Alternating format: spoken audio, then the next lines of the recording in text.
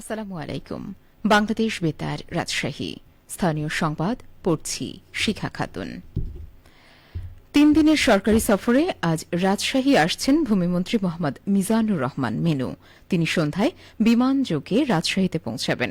সফরের দ্বিতীয় দিন আগামীকাল সকালে নগরীর উপশহর দড়িখরপোনা মোড়ে পূবালী ব্যাংক পিএলসির আয়োজনে ক্যাশলেস বাংলাদেশ বাস্তবায়নের অংশ হিসেবে বাংলা কিউআর বিষয়ক সচেতনতামূলক অনুষ্ঠানে প্রধান অতিথি হিসেবে যোগ দেবেন।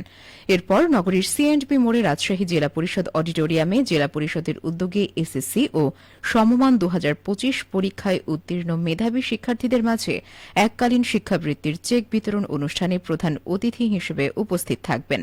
বিকেলে রাজশাহী মহানগর বিএনপির উদ্যোগে আয়োজিত মতবিনিময় সভায় এবং রাতে নগরীর কাদিরগঞ্জ দড়িখরবোনায় শাহডাইন কনভেনশন সেন্টারে রাজশাহী অ্যাডভোকেট বার অ্যাসোসিয়েশনের নবীনবরণ ও আইনজীবীদের সঙ্গে মতবিনিময় সভা প্রধান অতিথি হিসেবে অংশ নেবেন। রোববার সকালে বিমানযোগে ঢাকার উদ্দেশ্যে রাজশাহী ত্যাগ করবেন ভূমিমন্ত্রী।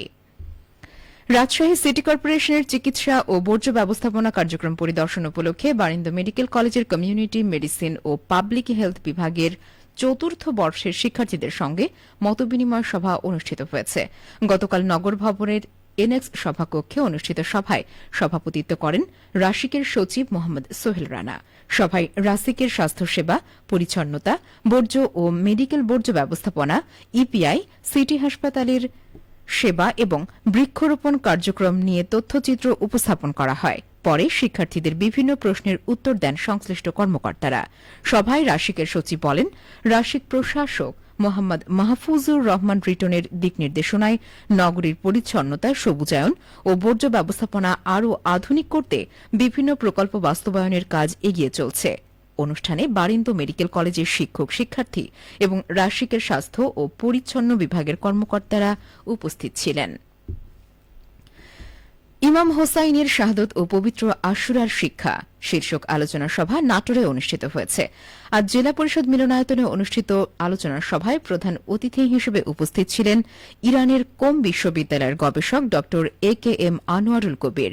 ইমামিয়া জনকল্যাণ ফাউন্ডেশন বগুড়া জেলা শাখার সভাপতি আবু জাফর মণ্ডলের সভাপতিত্বে আলোচনায় বিশেষ অতিথির বক্তব্য রাখেন কুষ্টিয়ার আমলা সরকারি কলেজের সাবেক অধ্যক্ষ আজম মনিরুল ইসলাম এবং রাজশাহী চিনি কলেজের সাবেক মহাব্যবস্থাপক কৃষিবিদ মীর সিদ্দিকুর রহমান। সভায় বক্তারা বলেন, কারবালা প্রান্তরে ত্যাগ এবং ন্যায় প্রতিষ্ঠার শিক্ষা হৃদয়ে ধারণ করে সমগ্র মুসলিম উম্মার অটুট ঐক্য প্রয়োজন, তবেই মুসলিম জাতির বিজয় এবং শান্তি প্রতিষ্ঠা সম্ভব। রাজশাহীর মোহনপুর উপজেলার শ্যামপুর বাজারে মেয়াদোত্তীর্ণ, অনুমোদনহীন এবং অধিক দামে কীটনাশক বিক্রির অভিযোগে একটি কৃষি উপকরণ বিক্রয় প্রতিষ্ঠানকে 50,000 টাকা জরিমানা করেছে ভ্রাম্যমাণ আদালত।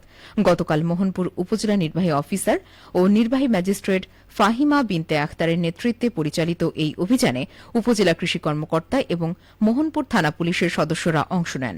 মোহনপুর উপজেলা নির্বাহী অফিসার ফাহিমা বিনতে আখতার জানান, মেসার্স মহসিন কৃষি ঘরে অভিযান পরিচালনা করে বিভিন্ন অনিয়মের প্রমাণ পাওয়া যায়।